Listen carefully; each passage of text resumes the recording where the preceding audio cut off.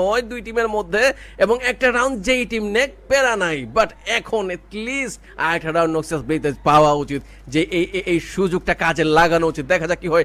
রেভেলেক্সে দেখতে পাচ্ছিলাম অনেক বেশি অ্যাগ্রেশন দেখাতে মাঠে ও রয়েছে, জানান দিতে চাচ্ছে যে আমরা এত সহজে হাল ছাড়তে যাচ্ছি না। কুট্টুসকে ফ্ল্যাঙ্ক করতে দেখতে পাচ্ছি, ভালোই পজিশন ধরে ফেলেছে, ও ড্যামেজ কানেক্ট করেছে রেভেলেক্সকে উদ্দেশ্য করে। রেভেলেক্স গেট নক ডাউন, ফুল টিমকে চার্জ করতে হয়তো দেখতে পারবো।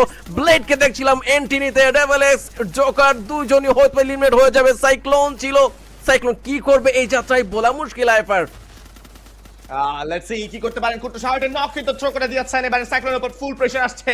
একা আর কত, একা আর কত, এবার যেন সেই দলকে প্রশ্ন করছেন আমি একা আর কত, আর কত সাইক্লোন। এবার শেষ পর্যন্ত বুইয়া কিন্তু চলে গিয়েছে, goes to team red Hawks. এবার তারা পেয়ে যাবেন তাদের ফার্স্ট ম্যাপ পয়েন্টস। ব্যাপারটা একটাই দাদা, তবে কি 2-0 তে আবার হবে নাকি 2-1 শেষ করবেন এবার টিম নক্সাস ব্লেজ, সেটা নিয়ে কিন্তু ভাবতে হচ্ছে। যদিও কিনা এর আগেও যেই রাউন্ডটা হয়েছিল বা ফার্স্ট ডেতে যে ম্যাচটা খেলেছিল টিম নক্সাস ব্লেজ এবং রেড হকস, সেখানে কিন্তু বারমুডাতে হারের রেকর্ড রয়েছে। পরবর্তী map that is next year, সেখানে কিন্তু তাদের একটা